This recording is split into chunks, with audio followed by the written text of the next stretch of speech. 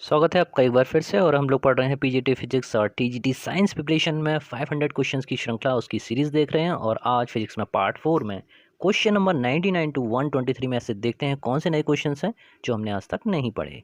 Start करते हैं बिना किसी विलंब के क्वेश्चन नंबर 1 से। तो पहला प्रश्न इस वीडियो का पहला है, निम्नलिखित में से स्वस्थ कान से सुनी जाने वाली आवृत्ति कितनी है।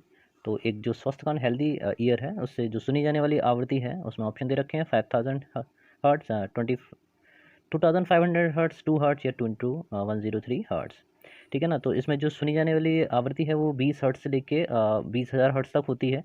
और नॉर्मली यहाँ पर बात हो रही है एक हेल्दी कान के लिए, एक स्वस्थ कान के लिए, तो इसमें ऑप्शन आपका सही होता है 5000 हर्ट्स।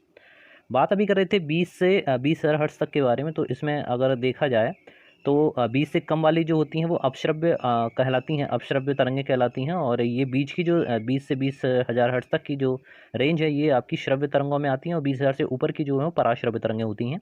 लेस देन 20 हर्ट्स या अबव देन 20,000 हर्ट्स, 20,000 हर्ट्ज से अगर ज़्यादा है तो ऐसी तरंगें हम सुन नहीं सकते। तो यहाँ पर जो पराश्रवों की बात की जा रही है तो उसका मतलब ये हुआ कि ये 20,000 से प्लस हैं। ओके, तो उनको आप सुन नहीं सकते। तो 100 में जो ऑप्शन सही होगा, पराश्रव तरंगें वे तरंगें जिन्हें मनुष्य सुन नहीं सकता है। क्वेश्चन नंबर 101, और ध्वनि की लाउडनेस, यानी लाउडनेस का मतलब होता है उसकी तीव्रता। तीव्रता किस पर डिपेंड करती है? तो इसमें ऑप्शन देखिएगा, आयाम पर, आवृत्ति पर, तरंगदैर्घ्य पर या अभिस्वरक पर। तो इसमें 101 में एम्पलीट्यूड यानी उसका आयाम रिस्पॉन्सिबल होता है उसकी लाउडनेस के लिए या उसकी तीव्रता के लिए।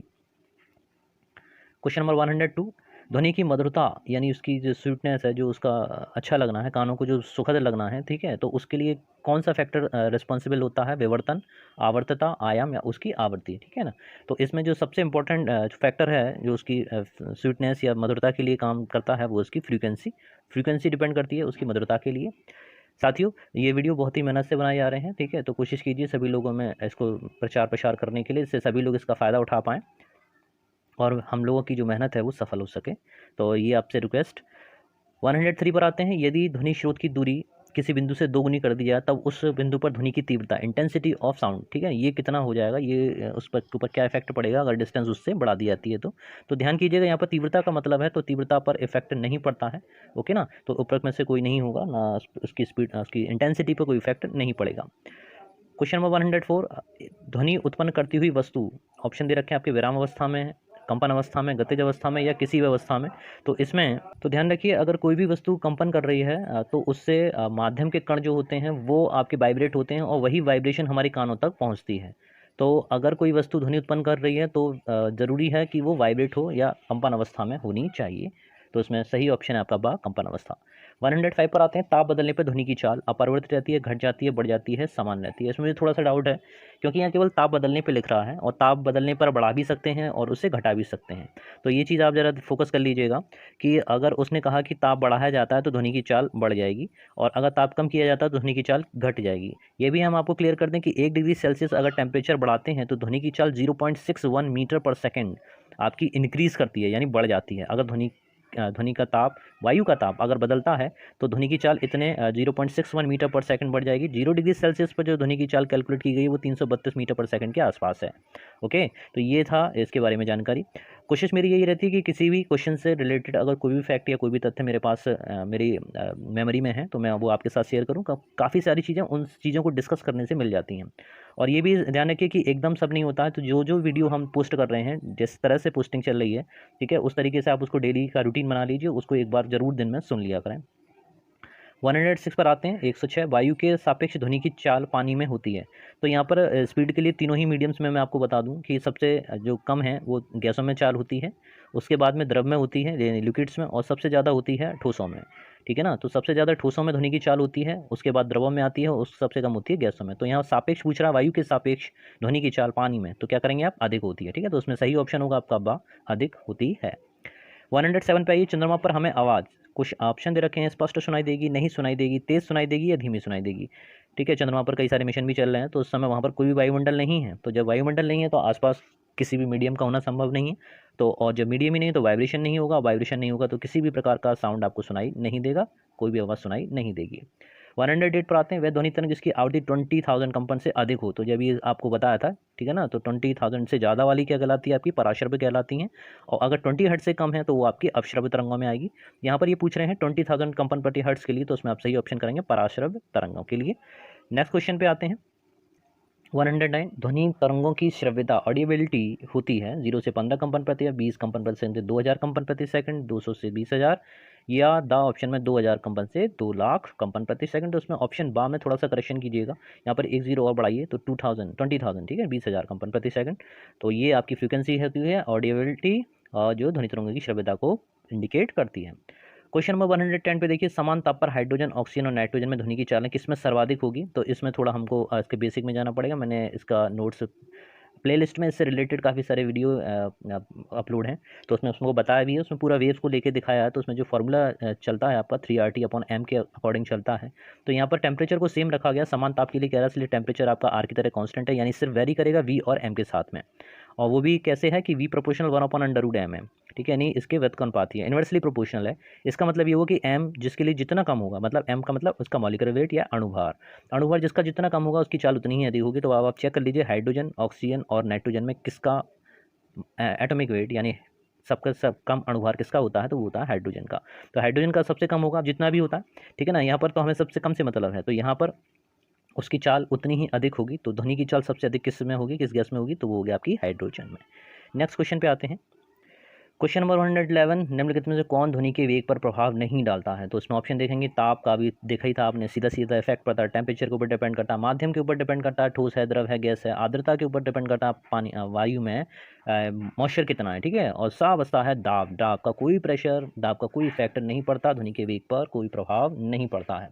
देखिए ये वीडियो भले ही TGT साइंस या PGT फिजिक्स के लिए स्पेशल है, लेकिन नॉर्मली जो भी स्टूडेंट्स अगर साइंस से रिलेटेड किसी भी एग्जाम में बैठ रहे हैं, वैसे भी अब जितने भी कंपटीशन एग्जाम्स होते हैं उसमें साइंस से रिलेटेड बहुत सारे क्वेश्चंस आपको मिलते हैं। तो मैं आपसे उम्मीद करूंगा कि आप इन सभी वीडियो को, जितने भी कंपटीटर हैं, जितने भी कंपटीशन में भाग ले रहे हैं, जितनी भी परीक्षाओं में भाग ले रहे हैं, उन सभी लोगों को इस वीडियो को शेयर करेंगे, इसके लिंक को शेयर किया करिए, ठीक है, जिससे कि सभी को फ़ायदा पहुँच सके।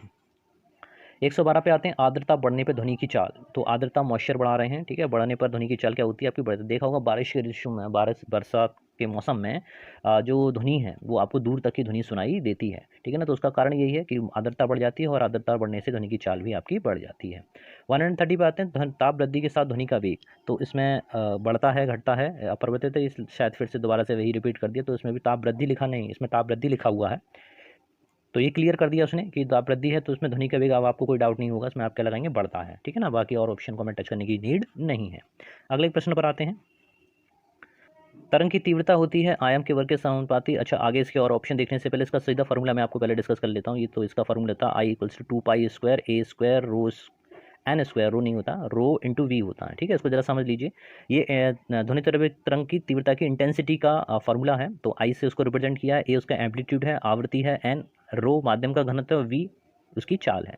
तो यहाँ पर अब आपको देखना है कि ये किसके सापेक्ष पूछ रहा है। तो पहला ऑप्शन में जैसे आपको दिखाई दे रहा है, आयाम के वर्ग के समानुपाती है, ठीक है। तो ये वाला लिंक इसके साथ में, पहला ही ऑप्शन इसके साथ में सही कह रहा है, तो आयाम के वर्ग के समानुपाती होता है। लेकिन फिर भी इसके और ऑप्शन हम लोग देख लेते हैं, तो हमारा करेक्ट है। जी हाँ, आयाम के वर्ग के व्युत्क्रमानुपाती नहीं है, आयाम के समानुपाती, आयाम के व्युत्क्रमानुपाती। तो इसमें एम्पलीट्यूड ही पूछा गया था, तो इसमें ये सभी ऑप्शन आपके गलत हैं। नेक्स्ट पर आते हैं 115, निम्नलिखित में से किस तरंगदैर्घ्य की ध्वनि को सुना जा सकता है। तो सुनने के लिए जो तरंगदैर्घ्य चाहिए वो आपकी कितनी होती है, 10 मीटर होती है, 10 मीटर लैम्डा। तरंगदैर्घ्य को किससे दिखाते हैं, लैम्डा से दिखाते हैं। और इसमें अगर सूत्र पूछा जाए तो V = N × लैम्डा को ध्यान रखिएगा। तो यहाँ पर V ध्वनि की चाल, और N आवृत्ति फ्रीक्वेंसी, और लैम्डा तरंगदैर्घ्य होती है। क्वेश्चन नंबर 116, ध्वनि का वेग 0 डिग्री सेल्सियस पर 331 मीटर पर सेकंड दे रखा है, 30 डिग्री सेल्सियस पर उसका वेग कितना होगा। तो इसमें जो जनरल फॉर्मूला हम लोग यूज़ करते हैं वो करते हैं, T डिग्री सेल्सियस पर ध्वनि की चाल VT हो, 0 डिग्री सेल्सियस पर V0, और साथ में 0.61 T और उसके साथ में ऐड कर दिया जाता है। तो इस फॉर्मूले को अगर आप यूज़ करें तो 331, तो ये V0 की वैल्यू होगी जो यहाँ पर गिवन है। साथ में 0.61 का मल्टीप्लाई करिए जरा 30 के साथ में, 30 के साथ में इसका मल्टीप्लाई करेंगे तो 3 × 3, अच्छा एक जीरो बढ़ाइएगा, और 3 × 3, 3 × 6 = 18। तो अब आपको करना यह है कि 331 यानी 331 में आपको 18.30 जोड़ना है, ऐड करना है। ये ऐड करते हैं तो जो वैल्यूज़ आपको बताई थी, क्या बताया था आपको, 18.30 में आपको ऐड करना है 331 को, ठीक है ना। तो देखते हैं क्या होता है, 03.94, ठीक है, 349 के आसपास आ रही है, 349.30। तो इसमें जरा ऑप्शन को देखेंगे, किस ऑप्शन में ये वैल्यूज़ दिखाई दे रही है आपको, तो ये ऑप्शन में दिखाई दे रही है आपको द ऑप्शन में 349 मीटर पर सेकेंड। ओके, तो ये था आपका सही आंसर।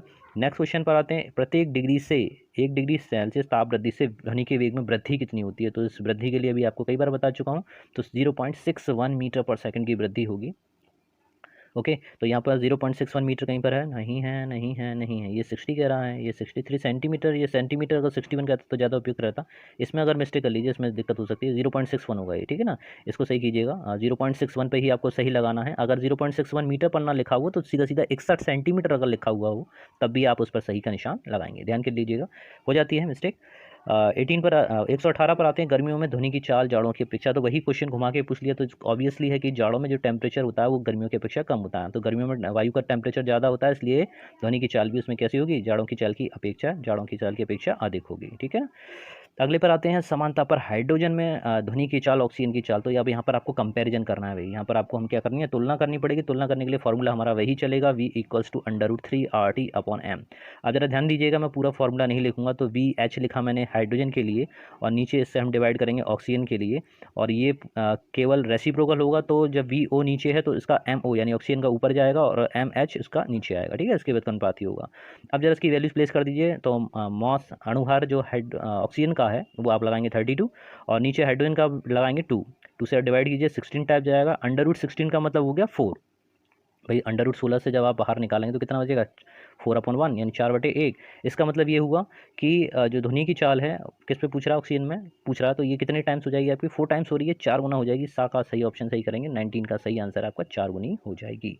अगले प्रश्न पर आते हैं, 20 है, निम्नलिखित 120, ठीक है, निम्नलिखित के विस्पंद बनने का कारण क्या होता है। तो विस्पंद बनने का कारण है आपकी व्यतिकरण। व्यतिकरण क्या होता है, जब लगभग समान आवृत्ति और आयाम की तरंगें एक साथ किसी माध्यम में चलती हैं तो उनके अध्यारोपण से, उनके सुपरपोजिशन से माध्यम के किसी बिंदु पर उनकी तीव्रता अधिकतम होती है, किसी बिंदु पर तीव्रता न्यूनतम होती है, ठीक है ना। तो ये घटना आपकी व्यतिकरण कहलाती है। 2 प्रकार का होता है, जहाँ समान तीव्रता में मिल रही है वहाँ कंस्ट्रक्टिव इंटरफेरेंस यानी संपोषी व्यतिकरण होता है, और जहाँ पर विपरीत कला में मिलती है ऊपर विनाशी व्यतिकरण यानी डिस्ट्रक्टिव होता है, ठीक है ना। प्रकाश और साउंड दोनों में ये घटना संभव है। तो यहाँ पर विस्पंद बनने की घटना जो है वो आपकी किसके कारण है, व्यतिकरण के कारण है। नेक्स्ट क्वेश्चन पे आते हैं, 121, किन्हीं 2 ध्वनि तरंगों के व्यतिकरण के लिए आवश्यक शर्त कौन सी है। तो आवश्यक शर्त होने के लिए मैंने आपको बताया था, उसकी आवृत्ति कैसी होनी चाहिए, बराबर होनी चाहिए। दोनों तरंगों की आवृत्ति एक के बराबर दोनों तरंग की आवृत्ति बराबर होनी चाहिए। नेक्स्ट पर आते हैं, अगला प्रश्न। देखिए क्वेश्चन में भी थोड़ा अनकम्प्लीट कर देते हैं। पानी में उत्पन्न तरंगें कैसी होती हैं। देखो अनप्रस्थ भी दे रखा, अनुदैर्ध्य तरंगें। कुछ तरंगें जो हैं वो सतह पर उत्पन्न होती हैं, कुछ पानी के भीतर भी उत्पन्न होती हैं। तो इस चीज़ को देखना पड़ेगा कि क्वेश्चन जो है वो हमसे पूछ क्या रहा है, ठीक है ना। तो द्रव की सतह पर जो तरंगें उत्पन्न होती हैं वो आपकी ट्रांसवर्स वेव्स यानी अनुप्रस्थ तरंगें होती हैं। तो यहाँ पर उसने नहीं पूछा कि, बस उसने लिख दिया पानी में उत्पन्न तरंगें। तो यहाँ पर आप ध्यान दीजिएगा कि अगर लिखा हो सतह की बात की गई हो तो आपकी अनुप्रस्थ तरंगें, और भीतर द्रव के भीतर अगर तरंगों की बात की जाएगी तो आप अनुदैर्ध्य तरंगों पर सही का निशान लगाएंगे। अगला प्रश्न देखें कि यदि वायु में ध्वनि का वेग 330 मीटर पर सेकंड दे रखा है तो किस तरंग की वायु में तरंग दर 15 मीटर हो तो आवृत्ति कितनी होगी। तो सिंपल फार्मूला इसमें V = 330 मीटर पर सेकंड। और इसी तरह से इसकी जो तरंग दैर्ध्य यानी लैम्डा का मान जो दे रखा है उसे आप लिख लेंगे 15 मीटर। फार्मूला उसमें आपको लगाना है, V लगाना है, V = n × लैम्डा। और यहाँ से आवृत्ति का मान पूछा है तो V/λ इसका मान लगाएंगे, यानी 330 इज डिवाइडेड बाई 15। 15 से भाग लगा दीजिए, 15 दूनी 30, 15 टू द 30, फिर अगेन 30 आएगा तो फिर अगेन आप लगाएंगे 22 हर्ट्ज़ पे, यानी इसका सही आंसर होगा 22 हर्ट्ज़। तो ये थे आपके साउंड से कुछ अच्छे से क्वेश्चन जो मैंने आपके कलेक्ट किए। अब नेक्स्ट वाले वीडियो में हम लोग स्टार्ट करेंगे विद्युत और इलेक्ट्रॉनिक्स से रिलेटेड। अभी तो हम लोगों का ये साथ स्टार्ट हुआ है, देखिए हम लोग अपनी मंजिल तक पहुँचेंगे सभी के साथ सिलेक्शन होते हुए। और कोशिश करिए सभी लोगों में जो भी टेट CTET या जितने भी कंपटीशन UPSC तैयारी कर रहे हैं, TGT PGT फिजिक्स की तैयारी कर रहे हैं, साइंस की तैयारी कर रहे हैं, उन सभी के साथ शेयर कीजिए, ठीक है। मिलते हैं नेक्स्ट वीडियो में अगले कुछ और अच्छे क्वेश्चन के साथ में। बने रहिए मेरे साथ में। जय हिंद, जय भारत, धन्यवाद।